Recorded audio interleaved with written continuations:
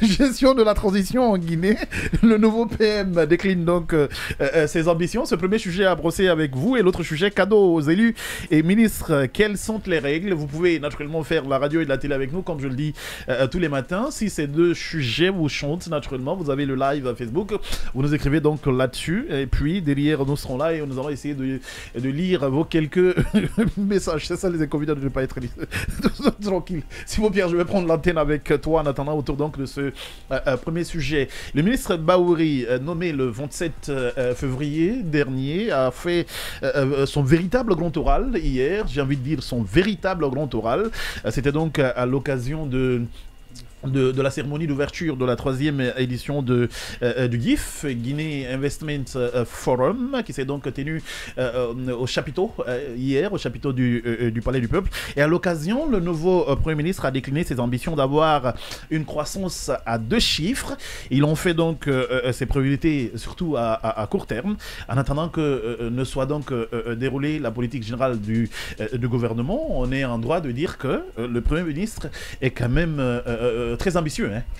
Justement, hier, on a quand même lu avec intérêt la sortie du Premier ministre. Ouais. J'ai aussi envie de placer les propos dans un contexte parce qu'il le dit devant des investisseurs. En effet. Et de base, c'est un économiste qui, plus ou moins, essaierait de vendre la Guinée de la plus belle des manières pour attirer des investissements. Ouais. Alors, je me suis quand même plongé dans ses propos et ce qui m'a le plus interpellé lorsqu'il a consacré l'expression de dire que faire de la bauxite, c'est qu'est le pétrole pour l'Arabie Saoudite, ouais. Ça m'a quand même tiqué. Parce que je me suis dit, c'est pas un travail qui va se faire dans un court délai. En un laps de temps. Voilà, en un laps de temps. Ouais. Lorsque vous prenez aujourd'hui dans le secteur minier en République de Guinée, ne serait-ce que la bauxite, pour parler de l'Arabie Saoudite, le pétrole, on sait que le prix est plus élevé que la bauxite, comme le disent nos compatriotes Bendegbeli. C'est-à-dire qu'il n'y a rien tant qu'on n'a pas transformé, ce n'est que de la terre. Et c'est pourquoi vous voyez des tonnes de bauxite, on vous dit $10. C'est pourquoi il n'y a pas assez d'argent. Ouais. Et l'autre chose, c'est qu'en matière d'exploitation minière aussi, il ne faut pas prendre compte que le prix de la bauxite.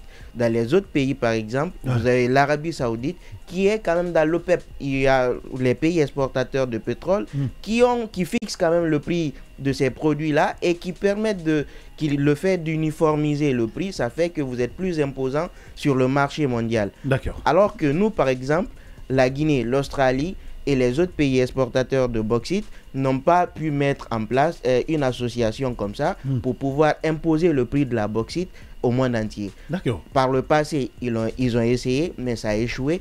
Et jusqu'à présent, chaque pays, avec son prix référentiel, ouais.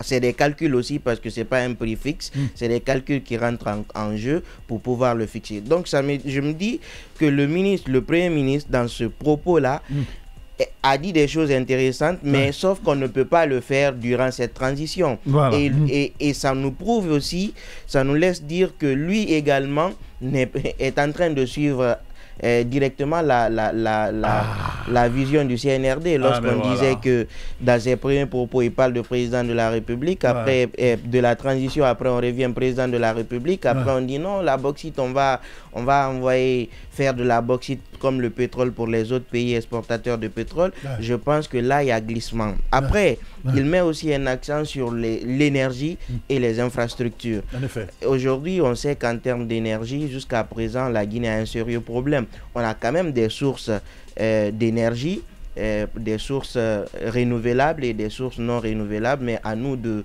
pouvoir les utiliser pour qu'à la fin de la journée, qu'on puisse tous en bénéficier. Mais encore une fois, c'est pas des travaux qui peuvent se faire dans un laps, en une année, dans un laps de temps. C'est tout un processus. Et lorsque vous prenez le cas de l'infrastructure, même dans le secteur minier, aujourd'hui on parle de l'ANAIM. L'ANAIM qui est l'Agence nationale d'aménagement des infrastructures minières. On parle également de mutualisation parfois d'infrastructures parce qu'il y a des sociétés qui se retrouvent sur une seule infrastructure.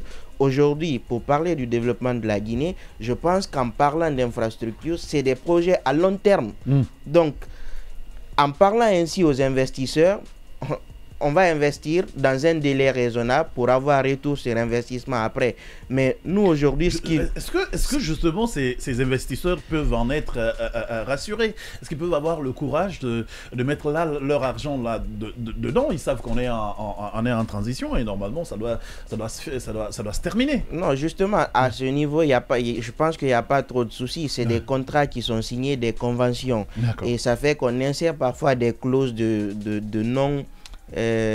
comment on appelle ça, les clauses de stabilité, c'est-à-dire même si le gouvernement qui est là n'est plus, ça fait que le contrat il ne bouge pas. C'est pourquoi généralement lorsqu'il y a un gouvernement, on fait un communiqué pour dire on s'engage à respecter toutes les conventions. On peut rappeler à la table de renégociation, mais on respecte. Donc globalement, ce que j'ai envie de dire, c'est un premier ministre qui, par ses propos, sont peut-être il est peut-être séduisant dans ses propos, mais je veux dire que la priorité pour nous aujourd'hui, c'est le cadre de dialogue, c'est l'organisation des élections, et puis c'est comment nous sortir de ces crises-là. On n'a pas besoin, en ce laps de temps-là, d'avoir des projets qui vont nous faire rêver et qu'au final, on ne pourra pas les réaliser.